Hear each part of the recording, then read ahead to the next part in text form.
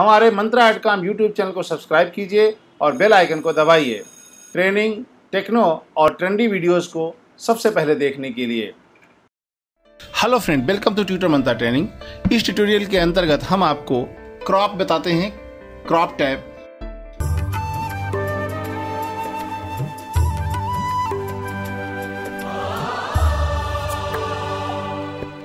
Crop tab में basically आप यहाँ मैन्युअली माउस द्वारा भी इसको क्रॉप कर सकते हैं। जितना पोर्शन यहाँ से आप क्रॉप करेंगे उतना एरिया आपको वहाँ आपके रिकॉर्डर मॉनिटर में दिखाई पड़ेगा। आप यहाँ से आराम से इसको ऐसे मूव भी करा सकते हैं, जिस एरिया में आपको चाहिए, जो एरिया आपको चाहिए ऐसे मूव भी करा सकते हैं। इसकी की फ्रेमिंग भी होती है। हम की फ्रेमिंग अभी आपको बाद में बताएंगे किस तरीके से करते हैं। ये नॉर्मली क्रॉपिंग है। आप टॉप से भी क्रॉप कर सकते हैं और बॉटम से भी क्रॉप कर सकते हैं, तो पूरी की पूरी क्लिप इसी तरह से क्रॉप हो जाएगी। यदि आपको क्रॉप के अलावा इसमें कुछ और चेंजेस चाहिए, ट्रांसफॉर्म एक्शन पे क्लिक करते हैं। इस पर क्लिक करने के बाद ये तो क्रॉपिंग एरिया तो ऑलरेडी है। अब ये इसमें क्या है, यदि हमको कोई चीज़ में जूम करनी है, बड़ा करना है, तो आप माउस के द्वारा भी इसमें हम बड़ा कर सकते हैं, छोटा कर सकते हैं। इसके अलावा इसके हम पोजीशन भी कर सकते हैं। किसी और भाग में रखना चाहें तो आप रख सकते हैं। यहाँ पे यदि कोई दूसरा वीडियो है तो उसको भी आप रख सकते हैं।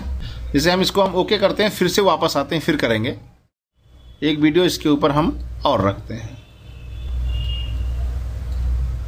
राइट, और इसको रखते हैं नीचे और इसको रखते हैं ऊपर। यहाँ पर देखिए अब दूसरा वीडियो भी आपको यहाँ पे दिखाई पड़ रहा है। आप इसको आराम से इस तरीके से कर सकते हैं, छोटा बड़ा आराम से। जो आप करना चाहें इसकी पोजीशन चेंज कर सकते हैं। इसको यदि रोटेट करना है तो रोटेट भी कर सकते हैं आप यहाँ से आराम से माउस द्वारा ही। इसकी पोजीशन भी आप अपनी आवश्यकता अनुसार कर सकते हैं। ये बेसिकली यहाँ से काम हम कर सकते हैं।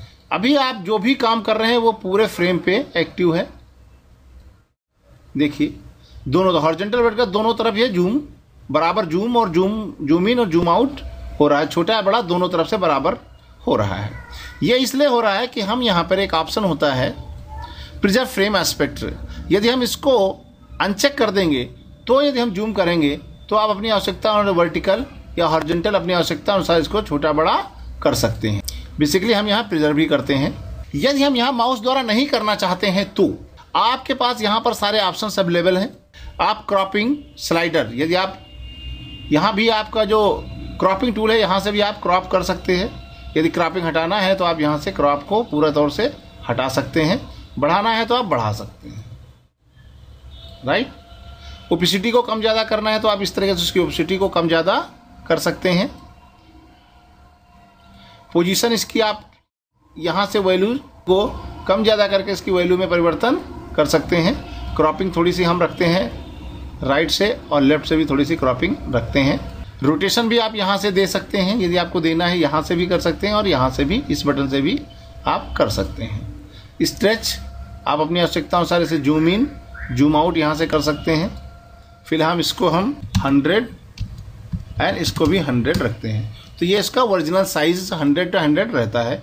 आप इसको छोटा करेंगे तो ये छोटा होता जाएगा और इसको बड़ा करेंगे तो ये बड़ा हो जाएगा। यदि आपको कोई बॉर्डर लगाना है तो बॉर्डर की वैल्यू चेंज करेंगे तो यहाँ पर बॉर्डर लग जाएगा। कलर आप यहाँ चेंज करना चाहें तो आपका यहाँ कलर भी चेंज हो जाएगा।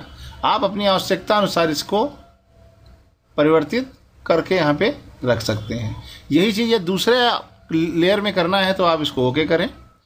दूसरी लेयर को आप सेलेक्ट करें, राइट क्लिक करें और यहाँ पर लेआउटर पे क्लिक करें। तो हम चाहते हैं तो ये दूसरी लेयर को भी आप अपनी आवश्यकता अनुसार छोटा बड़ा कर सकते हैं। इस पे हम बॉर्डर लगा देते हैं। इसका कलर ओके कर और ओके कर दीजिए।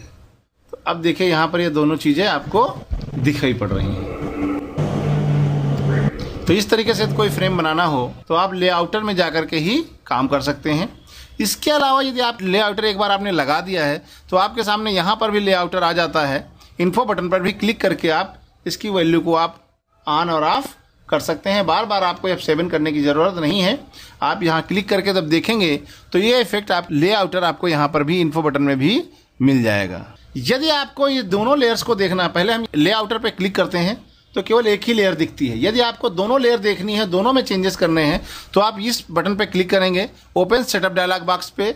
तो आपको यहाँ पे आप इसमें कुछ परिवर्तन करना है तो आप ऊपर वाली लेयर को सेलेक्ट करके करेंगे तो नीचे वाली लेयर भी सेलेक्ट हो जाएगी। ये तो बेसिक आपको हम परिवर्तन बता रहे हैं कि किस तरीके से इसको स्केल रोटेशन आप करते हैं। अगले ट्यूटोरियल में हम आपको बताएंगे मोशन प्रॉपर्टीज को की फ्रेमिंग के द्वारा कैसे मूव कराते हैं। ये तो अभी स्टैटिक परिवर्तन करते हैं।